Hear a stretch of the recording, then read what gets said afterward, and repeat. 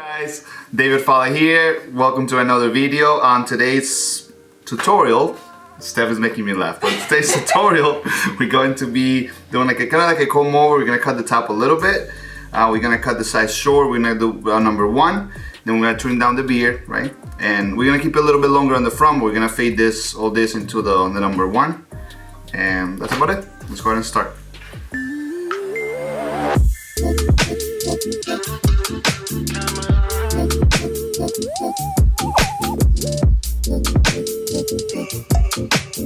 So the first thing we're going to do, we're gonna start cutting the top. We're gonna wet the top, and I was thinking it's crazy how much better I have gotten in the past year since I started doing YouTube. And part of that is because for me to try to teach you guys how to do things, obviously I needed to learn a lot. I mean, I still have so much to learn, but it's crazy, like once you try to teach something to somebody, you realize how much more clear you have to have the information in your head before you can teach it. And I think doing YouTube has helped me so much to grow as a barber, right? And I think it shows. I was watching some of my old videos, and it's crazy to see that you know, like I cut completely different than I used to cut back in the day. So I guess that's a good thing, right? So let's go back to the video. So here we are parting the top from the side, so we create kind of like a horseshoe parting. This is more like a square horseshoe parting, how you can see, and it's because of the corners of the head, and because of I'm trying to retain some weight on the back. You can see like the head is a little more flat, and on the corners too, so that's why it's a little more square, the horseshoe. So here I'm creating my block graduation, or like creating a section, right, like a perimeter for me, so I know where to stop with the fading. And this guide actually helps me to know how short I can cut the sides before the sides start spiking up, right? In this case, the client doesn't want the sides to spike up, so that's why I gotta keep it a little bit longer. So that's why we create a graduation. Remember that graduation retains weight. That's exactly what we're trying to do. So now we're gonna go ahead and use a number 4. In this tutorial, I'm using the Endless Masters, the cordless. People were asking me about this machine, why I don't use it anymore. So I kind of wanted to do a video using it, so everybody's happy, you know. So here I'm using the machine with the lever open, and then I'm kind of connecting that first guide that I made, my block graduation. I'm connecting it to the clipper. Then now I'm using a number 2, so I skipped the 3 because I don't need it. I'm doing the 2 open, and then I'm gonna down fade from there. So we're gonna go 2, we're gonna do 1, and then we're gonna do machine open, and that's gonna be the last part that I'm gonna use my fade. It's not gonna be a skin fade, it's gonna be more like a shadow fade, and it's gonna be a shadow fade in the sense that we are not gonna skin it, but it's gonna be very, very short. So it's still gonna have some hair so we can shape it up, but it's you know, it's not going to be skin, obviously. So, and also with this haircut, this is a type of haircut that is a little bit tricky to do because you need to focus more on the shape of the haircut than the actual fade, right? So we need to retain weight in certain parts. We need to keep some parts darker because we want to give certain shape to the head. Like in this case, you can see the back is a little bit flat, so I'm trying to retain as much weight there as I can, so it actually looks rounder once the hair dries and the client styles it. So this is a very different type of haircut. This is the type of haircut that sometimes like barbers don't understand. Sometimes, like, you know, you do a fade certain way and people message you, oh, you know, you should have done like a more blurry fade, and you should have done this and that, but they don't understand the why we do. Like for example, in this case, I'm doing the way what I'm doing.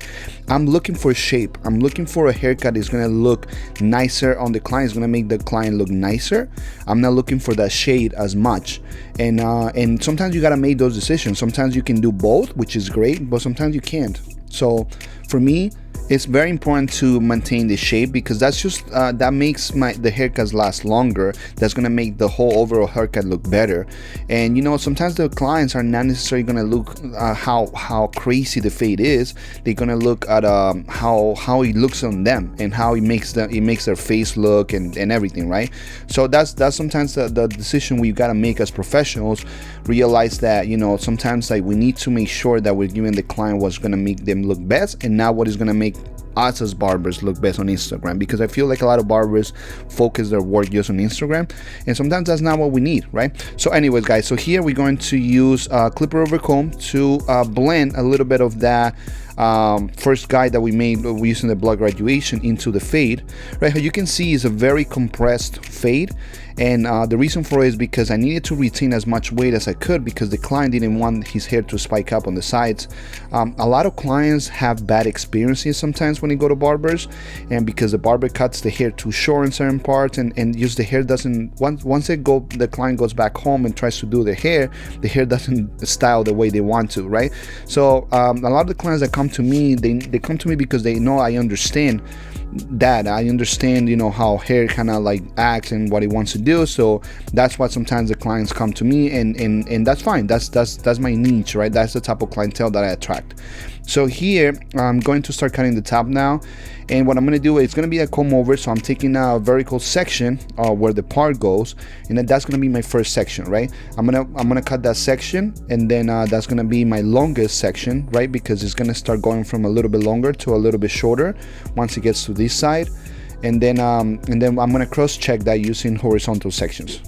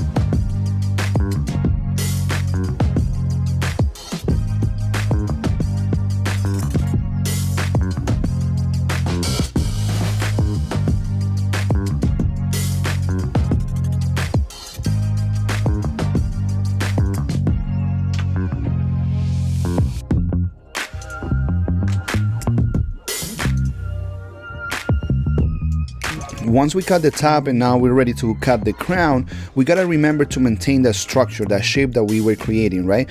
We were leaving this side, the back longer on the crown because we wanted to make sure that it had enough weight there so the hair can actually make it look rounder. So you can see I'm pulling it in a way that it will continue that shape, and it is gonna be longer, so it kind of makes the hair look rounder on the back. I don't know if you guys understand what I'm trying to say, but it's important that you add to the head what it doesn't have, right? So if the head is flat on the back, then you want to leave some hair so it makes it a little more round, right?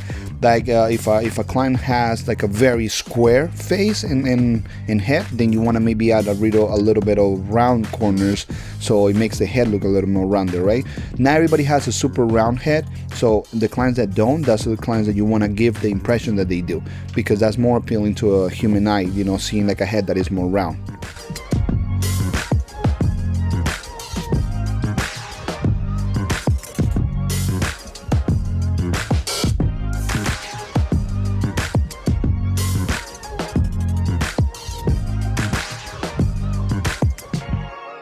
So once you're done blow drying the hair, then usually what I do is I dry enough so it looks, so I can see the shape that I created.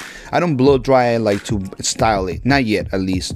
I do that at the end, but I blow dry a little bit just so I can see if the shape that I create is exactly what I wanted to create, or if I need to change something. How you can see in this case from the profile, you can see it has a nice round shape on the back, and that's exactly what I wanted. You know, this client's haircut is not the easiest to cut just because of you know, like the head. The head, it has a lot of like it has a little wrinkle on the back, and it has a lot of like bones that you can see. So it's about, you know, working with what you have, right, with the canvas that you have to make it look the best. That's exactly what my opinion, what makes a good barber from a different barber. A good barber will give everybody the same haircut. A great barber will like tailor that haircut to that client, and I think that's why some clients pay more for a certain, you know, to get a service in certain places than others. You know, it's just they're paying for that tailored haircut. So here we're going to shape out the forehead. Same thing, you know, like just make it sharp, but don't push it back. You know, just I usually start right in the middle. I see where his natural line is, and then just go from there. And then if you have to push it back a little bit, it's okay. You are creating a fake hairline, right? Because you're not necessarily, you are actually creating something that is not there, right? But the least amount you have to push it back, the better it is, you know, just because it will make the haircut last longer. And that's what we want to do, right? We want a client that is happy with a hairstyle for more than 3 days, right? And I think that's, once again, clients pay extra for that. Like if they get a haircut and they know that it's going to look good for 2-3 weeks, they will be willing to pay more than if they get a haircut that's going to last only 3 days. So just keep that in mind. So now we're going to put some product on the hair. We did the beard, which it was you know, just kind of shape it up, and that's it. And how you can see, it looks really good, really clean, really sharp, but it actually has nice scissor work on the top. It has a good compressed fade on the side, so we can maintain that shape and maintain the way that we need it for the hairstyle, and for the client to be able to style his hair the way he wants it and compensate for things that were missing on the head. And you know, the back, we're gonna just shape it square. Make sure you clean the neck. It's very important that the neck is really clean, because that's what clients are paying for, right? For a full service. So here it is, guys. I hope you guys enjoyed the video. I hope you guys like this type of video. It's a little bit different. It's not a skin fade, but it's more like a normal fade, the type of fade that most barbers do every single day. This is the type of hair, the clients that we get most of the time. So that's it, guys. I hope you guys enjoyed. Don't forget to subscribe, and I'll see you in the next one. Take care.